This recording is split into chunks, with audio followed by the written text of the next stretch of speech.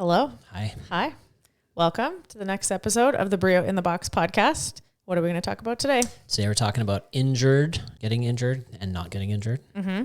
So let's take a second to define first, like what's actually injury. I think there's a lot of people that don't understand what it is. Yeah, we kind of have 3 or 4 different categories that injuries or boo-boos can fall into. Mm-hmm. First one's just like you just hurt yourself, right? That's like a very minor thing that like that's going to happen no matter what. Every sport you play, any day of the week, anything you're doing, there's a chance you're going to hurt yourself. Mm-hmm. That could be like walking up the stairs and you slip and you bang your shin on the stairs. Mm-hmm. It's like you're not injured. Ouch. You hurt yourself and it sucks, but like it'll take care of itself pretty quickly, usually within a day or even less. Yeah, and that's like in CrossFit.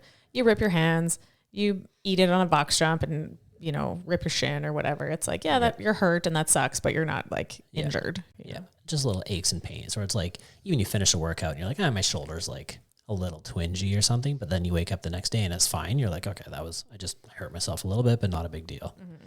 Next step would be like a minor injury. So that might be something that happens and you feel it, but it's definitely something that's going to take care of itself. Like you're doing a squat and you're like, oh, my knee. And then you're like, okay, I don't think I can squat anymore for today. But then you give it like a day or two, or maybe even a week, and then it like just kind of takes care of itself. You can still train around it. You just can't maybe do a movement or variety of different things, but it sort of takes care of itself. I'll give you an example there. I hurt my foot at the CrossFit Games.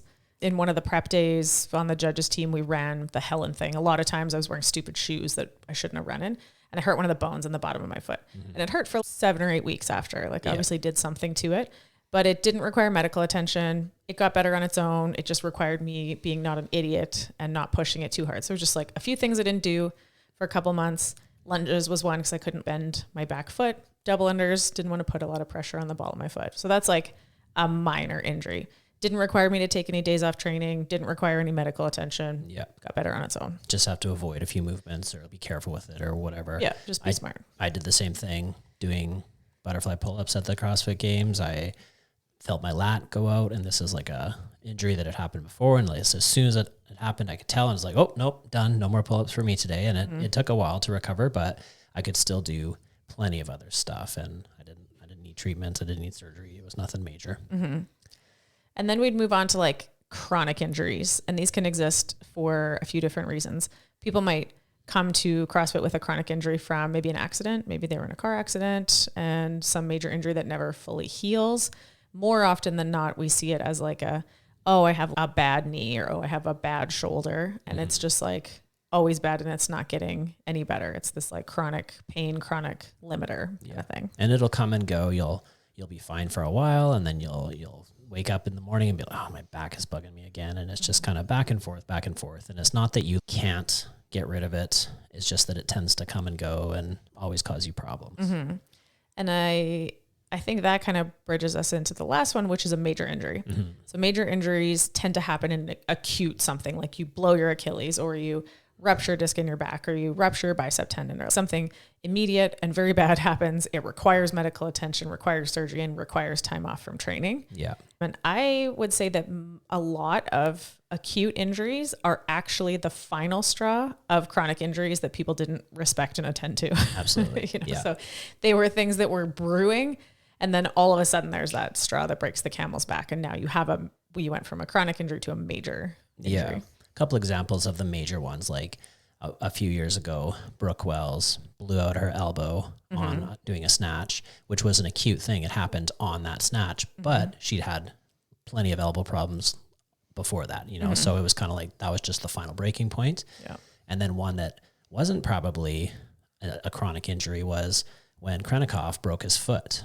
Right? Like he didn't have any issues going into it. It was a weird thing that happened out of nowhere, and it broke, and that was the end pretty much of the competition for him. Mm-hmm. If anybody doesn't nerd out heavily on the CrossFit Games, Roman Krennikov was winning the CrossFit Games this summer, and on an event where they had to throw sandbags over a log and then hike themselves over the log. It was like about 5 or 6 feet in the air. He was flipping himself over the log, and when his foot came down, he just landed funny and broke one of the bones in his foot. So then he did the final event of the CrossFit Games with one foot on one leg. He did double unders on one leg. And it was this very like heroic moment. He still ended up finishing in third, still ended up on the podium, even though he broke his foot before the final. So. Yeah. But then came back and crushed it at the Rogue Invitational by October. So again, he's back at it. So that was a major injury for him, but also, you know, it did require medical attention. He was immediately x-rayed and they saw what was going on. But just with some rest and recovery, he was fine. I don't think it required surgery or anything like that. Yeah. So the big thing we're going to focus on is the chronic stuff, because those are the most problematic ones. You know, you can't really avoid getting hurt or like a minor thing here and there. Sometimes they just come out of nowhere and you can't really avoid it. The biggest thing we're going to deal with is avoiding those chronic injuries. Yeah, I think getting hurt, as long as you're just not being an idiot and paying attention. Don't try to do too many pull-ups till you rip your hands. That's pretty obvious. Yeah. Pay attention to your toes when you do a box jump. You know, pay attention to the plates when you're pulling them off the barbell and don't drop them on your feet. Things like that, as long as you're just paying attention. And I'm a very clumsy idiot and have hurt myself several times doing, I think, all of those things I just listed. So you can prevent those minor hurt kind of things. And then same thing with minor injuries, just be smart. They kind of happen unpredictably, but when they happen, just be smart and don't turn them into a chronic injury, because you can't just work around it or rest that thing properly. Yeah. So in talking about all of this, we've come to the conclusion that most of the time, not all the time, but most of the time when somebody has a chronic injury, it's not a surprise, right? We see it coming. We kind of know that makes sense when that happens. Yeah. For example, I'll use myself as an example. When I went down to the CrossFit Games and hurt myself, I had worked out quite a lot in the few days leading up to it. And it was the type of situation where I didn't know what the workout was until the day of. So the day before, I had done a whole bunch of like strict pull-ups and lat pull-downs and a bunch of like stuff that I was playing around with in the hotel gym. I'd done a bunch of toes to bar the day before. And then the next day I went in and it was like a sprinty pull-up workout. So I was doing my butterfly pull-ups and sure enough it went. And when that happened, I was like, yep, I've probably done like 200 pulls in the last 2 or 3 days. So this is no surprise that I pushed the breaking point too much. Or if somebody has poor mechanics all of the time and you're like watching this person deadlift and you're like, hey, flatten your back. Hey, flatten your back. Hey, flatten your back. And then one day they wake up and their back is sore and you're like, saw that coming. So that brings us to our next component is like, avoiding injury. The number one thing you can do is just move with good mechanics. Yeah, I think if we think of getting injured, people think of shitty technique. Yeah. It's like where our brains go first. So if you wanted to get injured, how to get injured, you just move poorly. That's, you move with less than ideal technique. Yeah. Putting yourself in the best mechanical positions allow you to produce the most power, but they're also the safest way to use your joints and muscles and connective tissue. So I think that people understand big things like, yes, if you deadlift with a rounded back, you will eventually hurt your back. That's not news, I don't think, to anybody. But I think a point I've been trying to hammer home is that how you do anything is how you do everything. And so the last couple of times I've coached push-ups, for example, I'm like, because we've observed every single person I've ever seen in 15 years that has crappy push-ups, i.e. their chest moves separate from their hips, there's movement around the spine, ends up hurting themselves on a deadlift. So it's not so much that the push-up itself is dangerous if you have poor core control. It's that if you have poor core control on something basic like a push-up, you definitely don't have good core control when you load it up on something like a back squat or a deadlift. So people sometimes feel like, it doesn't matter. It's just a push-up. I can worm my way through these. It's no big deal. I won't hurt myself. Like, you won't hurt yourself doing that, but you will almost certainly, I will say certainly, hurt yourself when you add weight to that. Yeah. It's the same body you're dealing with. You're moving it in different ways, but if you move it in a shitty way on one thing, you move it in a shitty way on another thing. Yeah. You know? Or even you're just missing out on opportunities to improve your core stability. Like you're holding a plank the entire time you're doing push-ups. That's a great way to work on your core stability. Yeah. And that'll transfer to when you're doing like heavy back squats or deadlifts. And so if you're, just flopping your way through a bunch of poor push-ups, you are missing out on that opportunity to get stronger in that area. Yeah, that's what I was telling people the other day. This is the chance for you to build the core strength you need to be able to deadlift heavy safely. When you're doing push-ups, that's the time that you're training that thing. And I think a lot of times people hide behind, well, I can't quite get my back all the way flat. And yeah, right now you can't for sure, but we should always be working towards the end goal of like, eventually we want it to be that your back is able to stay perfectly flat. So if you train to the point where you're losing even more than normal, now we're kind of going against the positive development here, where we're taking a step backwards instead of continuing to move forward. So often when people do a heavy lift, it's their core that's the limiting factor. Their legs have no problem lifting the weight. They just can't stabilize their spine. And if you continue to lift those weights where you've lost your control of spine, sure, you're getting a little bit stronger in the legs, but you're greatly increasing risking injury through the core. And that's just not worth it in the long term. Yeah.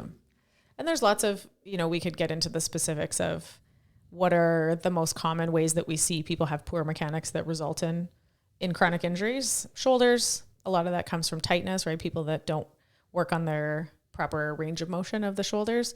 And then they do things like kipping pull-ups where they come too far forward past the natural end range of the shoulder. You see a little bend of the elbows in the front part, results in a little elbow tendonitis or a little bicep tendon or labrum kind of issues.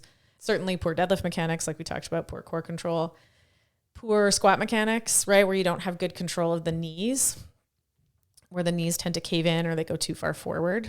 And then the knees, it's not any single squat that will probably be the issue, but it'll be the accumulation of thousands of them done slightly poorly that will give you sore knees. And then maybe one day it is one single rep. And I've never seen this happen, but maybe potentially you could have like, there goes the ACL or MCL tendon or something like that. Yeah. Ligament, I should say. I think that people often, when they're going heavy, they take more time to set up and prep and whatever. It's often the like light, fast stuff that people let things get sloppy. And you'll even see it at a high level, right? You'll watch, I remember from regionals watching everybody do Randy, which is supposed to be 75 power snatches. And it was just 75 ground to overhead as fast as possible. And there was a lot of atrocious lifting where it was like a rounded back, heaving press overhead at a super light weight, very, very fast. And it's like, okay, maybe they're a little bit faster, but that's not how they train snatches. That's just like in the competition when there's money on the line or gloating points or whatever, they're pushing to maximum, intensity. So sure, if you're at the CrossFit Games and you need to shave a few seconds off here, then you might see that happen. But by no means should you just be showing up at the gym and training in a way that like causes that type of poor mechanics, Athletes in competition are taking more risk and they're being compensated with like winnings or whatever for those risks. So things that you see happen in competition should not be what happens in the gym and the day-to-day training, but also the athletes with the most staying power don't do that. Yeah. Matt Fraser was a great mover. Rich Froning is a great mover. Tia Claire Toomey, other than her max back squats, is a great mover. Like those athletes that tend to take those risks more often and move like hot garbage, they just don't tend to have the longevity in the sport because they tend to get injured eventually and burn out. I'm sure they train with good mechanics in their gym most of the time, so they have a bigger buffer to be able to do a crappy movement here or there and not immediately hurt themselves. So when you do see the occasional rep where you're like, yikes, that wasn't great. Yeah. They certainly are not doing 98% of their reps looking like that. Right. There's a big difference between training and testing. Yeah. Remember Mark Ripito, who was a powerlifting coach, said there's no such thing as a pretty 1 rep max. Like when you are lifting your absolute maximum effort, something is going to structurally fall apart. But you don't do that every day. You hold off until it's testing day. And then when that one knee buckles in slightly or your chest leans over just a little bit, you've built up the tolerance to it that you can handle it and you're not going to crash and burn. But when we're training, you need to prioritize good mechanics, work to a level of intensity that allows those mechanics and get stronger with those good mechanics. One of the hallmarks of a rookie is to max out all the time. Yeah, for sure. A true dedicated to the craft of improving athlete maxes out a couple times a year at most. Like they train, not test, right? But the mark of the new person is, I just want to PRs all the time. Every day is max out day. You said 80%. I'm going to go 110, and you're like, yeah, well. and it's always like innocent to start, right? We'll do like a 7x1 and they'll do the like recommended percentage of 90% or whatever. They'll be like, well, it's feeling really good, so maybe I'll just try it out. It's like, but you can't just max out all the time. Yeah. You have to like train for it and prep for it. And then when those times come, you get a bigger PR and it looks good, feels good, and leaves you like wanting more for next time. I've had this discussion with Atlas numerous times lately, is that of course he loves lifting heavy things and he's getting strong and has good technique and he's very into the improvement, it's very addicting. The PRs and stuff is in this period of time that he's in. But he hadn't deadlifted for a little while. And he's like, I want to max out my deadlift again. I'm like, no, you have to earn a test day. You have to earn a max out day. You haven't done a deadlift in 8 weeks. You have not earned a testing day. Yeah. You know? And he's like, okay. But he just, of course, loves the big weight on the bar. Who doesn't? You know, but you just have to understand those are earned. You can't just have those on some random day when you haven't trained for it. You haven't built the capacity up to handle a max load. Because you said there's no such thing as a pretty 1 rep max. Yeah. The other thing as well that we'll throw on when talking about maxes is there's sort of like the life cycle of the CrossFitter, right? When you're young and you're new, you want to test all the time, right? You want to push the limits and see what you can get and whatever. And then the longer you do this and the older especially you get, you have that number that you know you've hit once, and there's a good chance you're not going to be able to hit it again due to like life taking over, and maybe you haven't been pushing it as much and you're just getting older and whatever. And so when the max days comes up, often the more veteran people will avoid going for that maximum, right? Like they'll be like, I'm not going to push it today. I'm not going to overdo it. And it's a little bit of an ego thing where you don't really want to face that you can't lift 400 like you used to be able to, you know?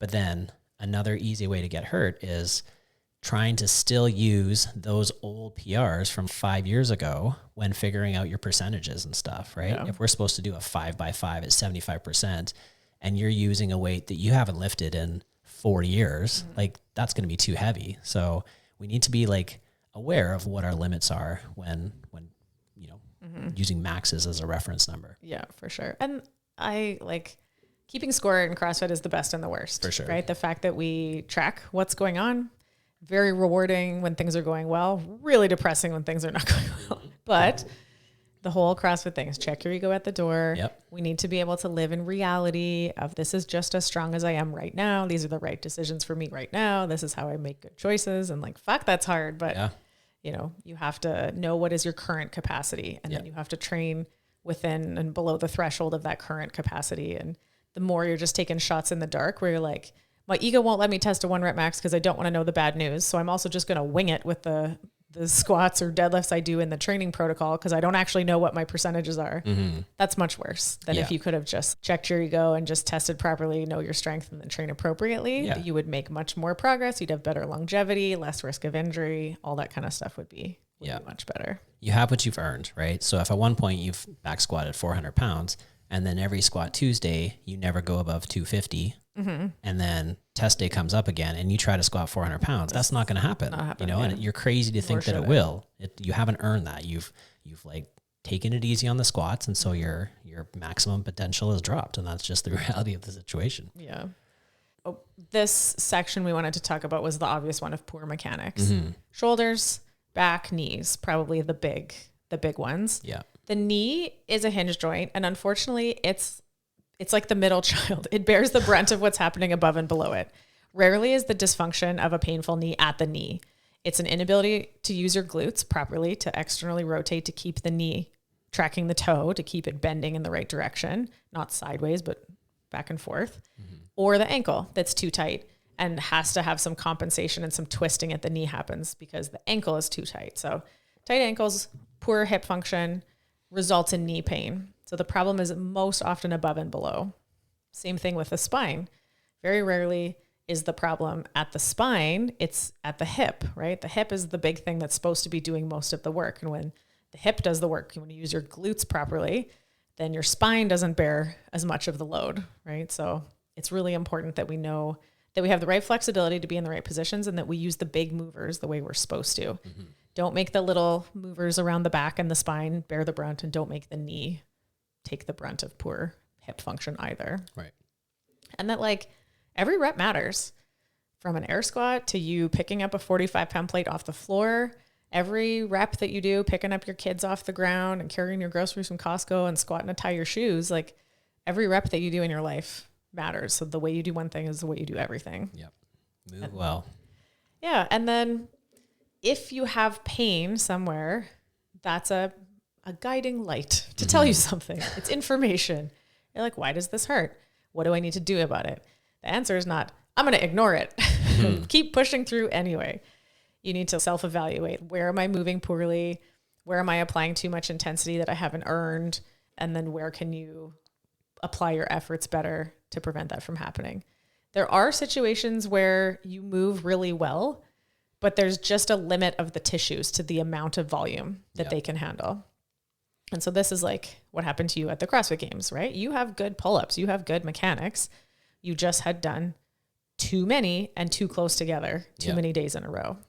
So I think that kind of bridges us into the second point of like not enough recovery / too much volume. That's the two ways of saying the same thing. Right. I squat great, but if I did 1,000 air squats in a day, I would have sore joints. There's just only so much that those tissues can handle before I would start to cause some damage, regardless of how well I moved.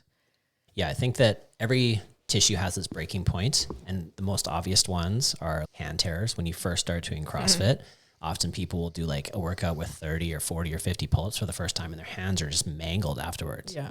And you're like, what the hell? Like, I can't do 100 pull-ups. Yeah, you can't do 100 pull-ups right now, and you shouldn't do 100 pull-ups right now because your hands don't have, tissues aren't strong enough. Yeah.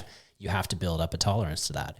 There was that one workout where I think Josh Bridges ended up doing 300 chest to bar pull-ups in one of these open workouts. It was like a ridiculous amount of pull-ups, and his hands were fine, Yeah. So you build up a tolerance over time, but you have to be smart in that process. You can't just go from 0 to 100 in a week and expect results, So when it comes to volume, we've talked before about realistic quantities for different movements and stuff, but it's such an individual thing, you know. For some people like you could probably handle 3 times as many pistols as I could handle. Actually, probably 10 times. I'm not a pistol guy, and it's fine. So you can't just say, well, 50 pull-ups is good, and that's just a blanket statement for everybody. You have to know yourself.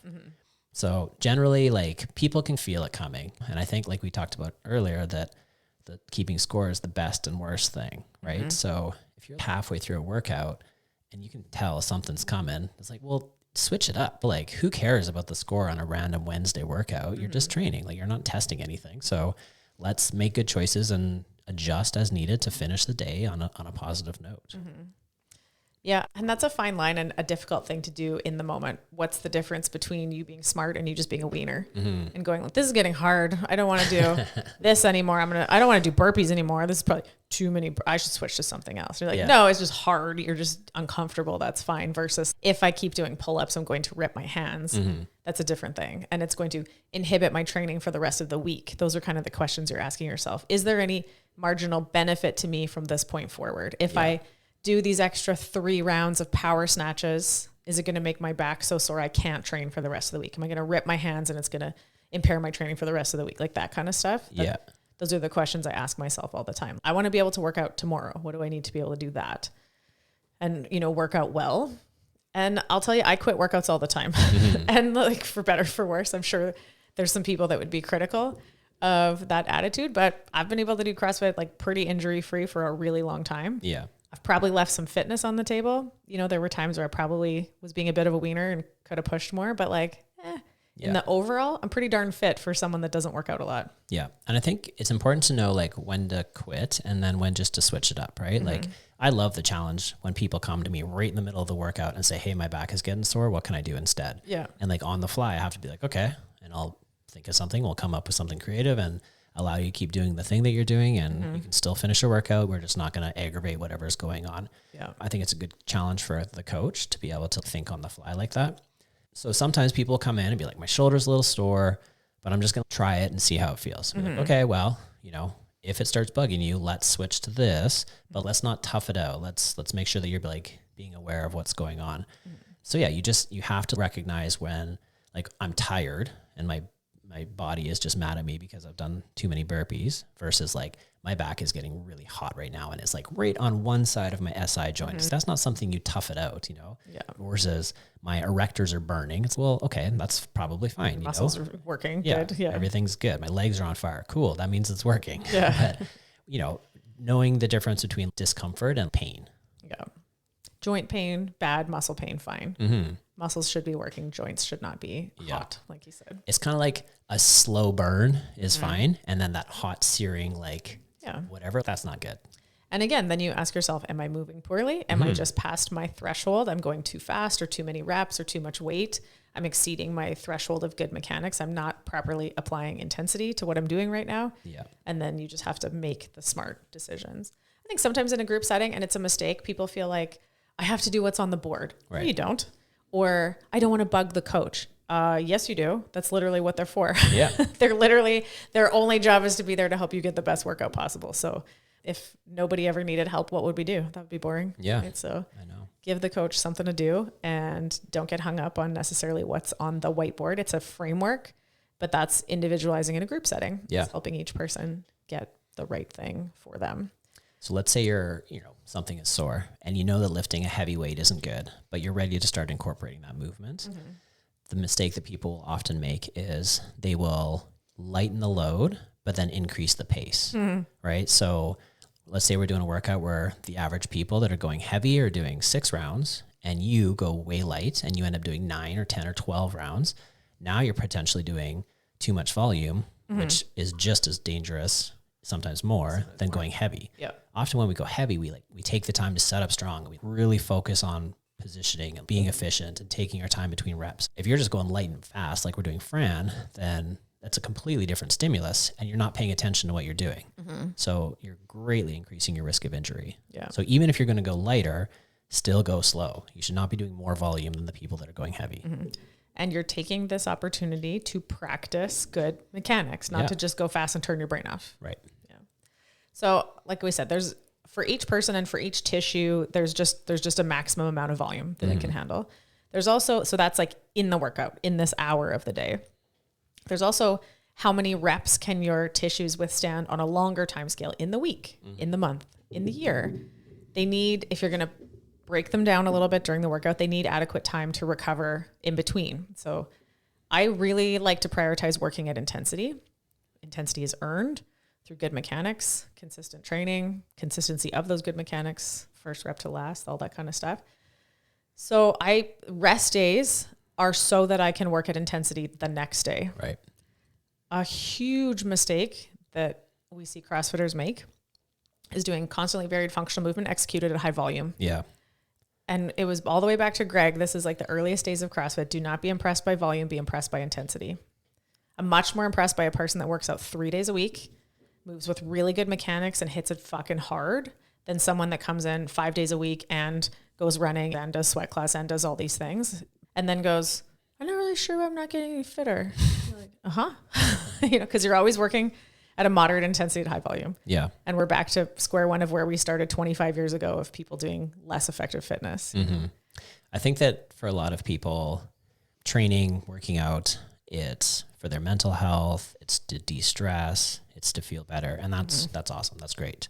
But if you overtrain and exhaust yourself and potentially hurt yourself, you're not going to get less depressed. You're going to be upset that you can't work out anymore. So I think there's a big difference between trying to train out 5 or 6 days in a row and doing 2 or 3 days in a row and then taking that third day and still doing something for your mental health or for de-stressing that's not going to wreck you for the next few days, like stretching. I know everybody hates when we say stretching, myself included, but stretching, doing yoga classes, going for walks, holding planks, there's all kinds of stuff you can do, but it's not another WOD, So even if you just come in and take it easy, like you're still doing some volume, you're still, your body's still moving through some stuff. I'll tell you as a programmer, it is basically impossible for me to program in a way that isn't higher risk to do more than 3 days in a row. Mm-hmm. So I know a lot of our people like to do Monday to Friday, but you guys are at a higher risk of injury. Yeah. So, measure it, decide if it's worth it or not. Yeah. Maybe we need to throw Wednesday off in there once in a while if you're a Monday to Friday person, but just know that like you get what you earn, right? Mm-hmm. Coach Glassman experimented in the early days of what was the optimal training schedule. 2 days on, 2 days off, 1 day on, 1 day off, 5 days on, 2 days off, like all these different ways. And what he settled on and what CrossFit.com has been doing for a couple decades since was 3 days on, 1 day off. Because he found by the end of the third day, the athletes were just kind of beat up. Yeah. And if they tried to come in for the fourth and the fifth day, the intensity just started to decline and the movement quality declined. They're just not feeling like they can hit it hard. Whereas he found if they did 3 days on, took a rest day, now we're on to like the day 5 of the cycle, 1, 2, 3 work, 4 rest, back on for day 5, they could hit it hard on day 5 again. And they could prioritize working at intensity. And intensity is the thing that drives results. Yeah. It makes people fitter, stronger for longer. right? Not just like fit in the short term and then injured 2 years later or burnt out. Mm-hmm. One of the first signs I was thinking when you were talking about people that do exercise for mental health, one of the first signs of overtraining is mood and emotional problems. Right. It's maybe chronic injuries, like chronic pains in certain places, but it's a change because overtraining is functionally a hormonal disruption. So it's a change in your mood and energy. And so if exercise is a coping mechanism, almost any coping mechanism you can think of could be taken too far and it becomes self-harm behavior. Right. And so if you're just a chronic over-exerciser and it seems like a better, stress management technique than drinking every day, but there's a point where it goes too far and it becomes self-harm behavior where you're harming your joints, you're harming your hormonal balance, you're harming your mental health by just grinding and not respecting the value of a rest day. Yeah, for sure. Yeah. There's some CrossFit gyms out there that are only open Monday, Tuesday, Wednesday, and then Friday, Saturday. And they close on Thursday and Sunday. Yeah. And I would love to be able to do that. Yeah. But unfortunately, we have people that can't make that schedule work. Yeah. Right? So we are open every day of the week to accommodate everybody's varied schedules. Mm-hmm. But you are doing yourself a disservice by training every day of the week. Mm-hmm. Nobody should train 7 days of the week. Yeah. And somebody asked me not that long ago, like, how often do you train? And I was like, not that much, not as much as you might think. Yeah. And looked and be on the whiteboard, how many workouts had I logged? And it was just under, for 2023, my average was just under 3 a week. Right. It was like 2.9. And I was like, oh, so like on average 3 days a week. Mm-hmm. And then I'm generally quite active the rest of the time. Lots of walks. We did lots of rucks this summer. I move a lot in my job. And in the process of demonstrating movement and coaching classes, I of course, have to prioritize demonstrating the movements and moving with nothing but ideal technique. Mm-hmm. So I do, in the course of my job, lots of movement and stretching, but then I do a bazillion reps with a PVC. Yeah. And every rep I do, I try to put my full brain power into it. And then when I touch a barbell, I don't need to touch a heavy barbell that often. I can do it and just kind of like toe the line a little bit here and there. Yeah. But I don't have to smash those tissues repeatedly with too much volume. Yeah. I train a little bit more than that. I'm usually 4 or 5 days a week, but then I will have weeks where I only train twice or whatever, depending on like just the other day, my knee was a little sore after back squatting. And I think I took 3 days off. I didn't do anything because I was busy and I wasn't feeling on, but usually 4 or 5 days a week. And that's a couple of just lifting sessions. And then I usually do 3 WODs. Like that's the majority of it. Right. So more isn't more. More is often less. Yeah. Prioritize recovery, not too much volume in any given session and not too much volume in the course of a week or a month or a year. Give your tissues time to recover. And I'll tell you what, the older you get, the longer that interval gets. When I was doing CrossFit in my 20s, I could fucking train 8 times a week. I didn't need as much time between training sessions to recover. Yeah. Now that I'm 40, it's different. And I really, really try to prioritize training with intensity. I push weights hard and I can do that because I have good technique. And when it's time to go hard on Fran type things or sprinty type things, I go really hard. Yeah. So when I do train, I train very focused with very high intensity that's earned. But then I value my recovery. I think there's a rest ethic as much as there's a work ethic. And that's what allows you to maintain a high level of fitness, like well into the latter half of my life. Yeah. I'm not here to just see what's the maximum amount of CrossFit my body can withstand. I'm like a minimum effective dose kind of person. Right. What's the minimum amount of reps and work I can do and maintain a very high level of fitness? Mm-hmm. Yeah. So those hormones levels start dropping. And as you age, like it's harder and harder to recover. So you have to be smart with paying attention to what your body's telling you. And I don't know that it's harder. It's just longer. And you just have to respect that it just needs a bit more time. Yeah. Or you can get away with less, which I think kind of bridges us into the last thing was like, what are the things you're getting away with? Mm-hmm. And this is the stuff that people don't tend to think about that increases the risk of injury. And that's all the other lifestyle stuff that you're doing that essentially leads to poor tissue quality. Right. So not getting enough sleep, right? Yep. Sleep is nature's recovery. Sleep is the world's best performance enhancing drug. Yeah. It's when you produce all your growth hormone. Yeah. It's when you do all your anti-aging, tissue repair, muscle building, bone growing, all that good stuff. Mm-hmm. So if you have a lifestyle where your sleep is disrupted, like we have lots of shift workers, heroes of the world, we need them.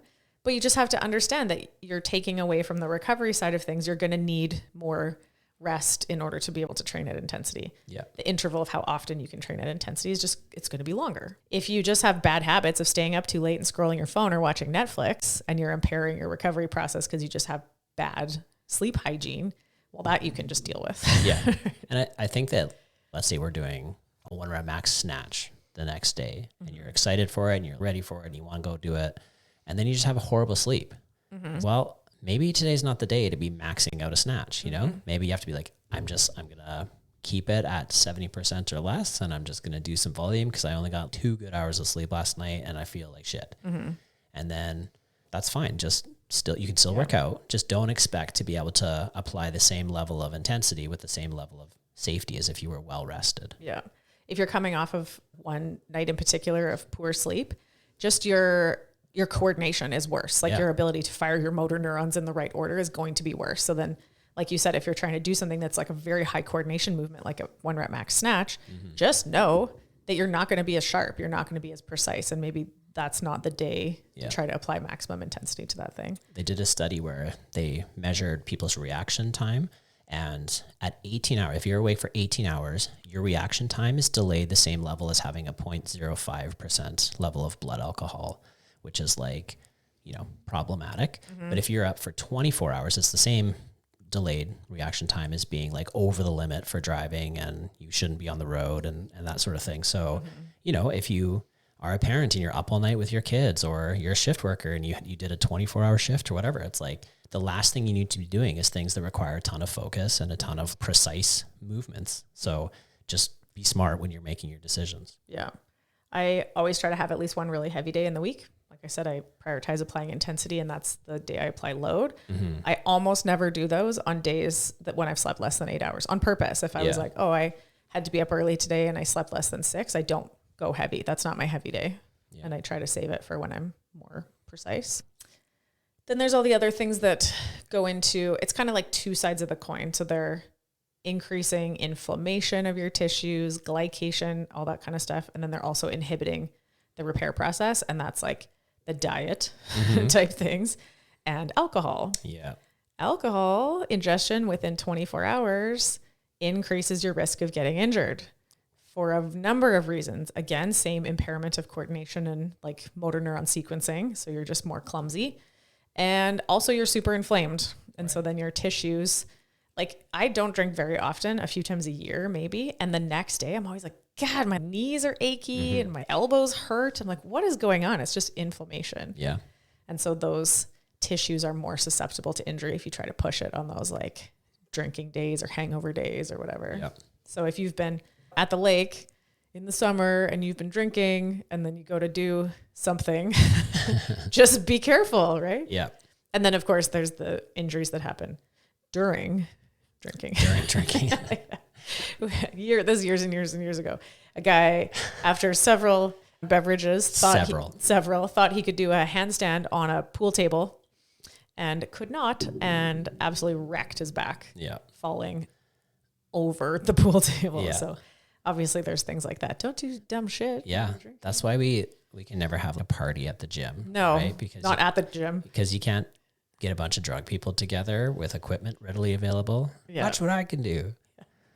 Yeah. So things that are going to degrade your tissues, high amounts of sugar, seed oils, alcohol. Basically, you need to make sure you're getting lots of the good stuff and minimize the bad stuff if you want to be training hard. So lots of collagen, lots of good, healthy proteins and fats, and creatine, and all the good stuff that makes your joints and tendons and muscles like ready for business.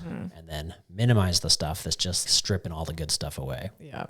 Alcohol increases inflammation, but also suppresses REM sleep. So then your sleep recovery is much worse. Anyone that's worn a sleep tracker knows that it's the worst news. So suppresses growth hormone, decreases coordination, and increases clumsy type injury things. Yeah. Sugar ingestion, high blood glucose causes glycation of tissues. It's literally where tissues just get coated with sugary, crystally things. So your tendons and ligaments can get glycated. I saw a study in youth athletes that had high ingestions of sugary beverages from things like Gatorade at a much higher risk of tendon injuries than athletes that did not drink things like Gatorade. So Drives me nuts when youth athletes, they show up for training with their Gatorade and you're like, you're literally just increasing your risk of getting injured and benched for the rest of the season. Yeah. The little bit of salt that had in it is not enhancing your performance enough to justify that increased risk. Or the goos and stuff for runners. Runners are like the most chronically injured people out there. Yeah. They're fueling with like literally liquid sugar. Literally pure sugar. And then the long-term consequences of doing an endurance sport on a high sugar diet is like atherosclerosis, right? Oxidative stress from training too much in the oxidative pathway, chronic inflammation from they never recover, rest enough, and then throw a bunch of sugar onto that fire. And that's how you get there. Like the runner that keels over of a heart attack when he's 56. And you're like, well, we thought he was so fit. And you're like, yeah, but if you actually like peek under the hood, like what was happening there wasn't pursuit of health and longevity. Yeah. Right? That was some other thing. Yeah. And I guess that's the thing with all of this, right? Don't look to the CrossFit Games athletes and be like, well, they can do it. Yeah, but they're doing it as a job. Like they're putting their life on the line to do these crazy things. It's like deciding to be a snowboarder and watching people do like triple backflip, 1080, whatever stuff, and be like, well, if they can do it, I can do it. No, they're literally putting their life on the line to do like the craziest. They're pushing the sport to the furthest degree. Like we can just focus on longevity and being able to enjoy the process for our whole life, you know? Yeah. It's not about taking everything to the maximum. CrossFit is not the CrossFit Games. Right. And far too many people don't understand that. We were actually just having this conversation in the gym the other day.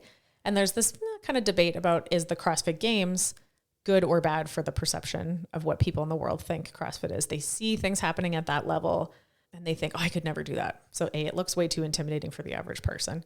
But then we were talking about with some of the members, we're like, when I go to CrossFit, it's like a bunch of 40-year-old people on their lunch break that just want to be fit and keep up with their kids. You know, or like half the time there's like a baby and a grandparent, just like normal people that just want to be superhuman fit for them. Yeah. The CrossFit Games is like the teeny tiniest little sliver of elite, whatever, way outside what the actual world of CrossFit is all about.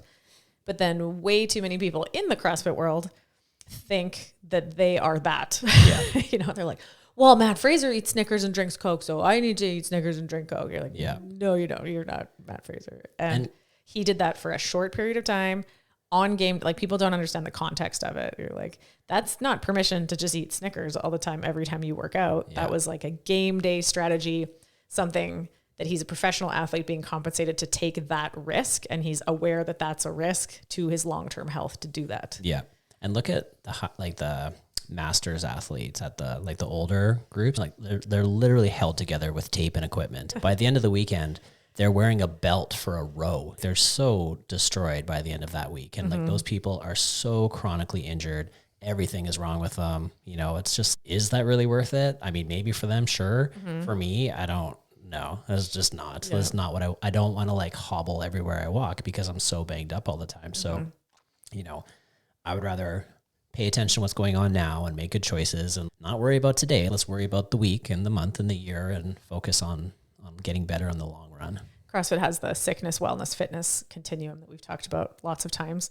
Fitness being basically a state of super health or super wellness, but that we always show it as a half circle, but it certainly could be a full circle. It's called a continuum because it could continue. We could go past fitness or super health and start to go backwards towards sickness, right? You start to get injured and you start to make diet choices that aren't in line with long-term health. And you start to make training program choices like training more often and not enough recovery that aren't in line with long-term health. And you push through injuries and you slap a belt on it and you throw a knee sleeve on it and you throw a lifting shoe on it. And, all of those things move you further away from long-term health, not towards it. Yeah. So we're all in it for hopefully the long run and we just need to make our choices based around that. Yeah.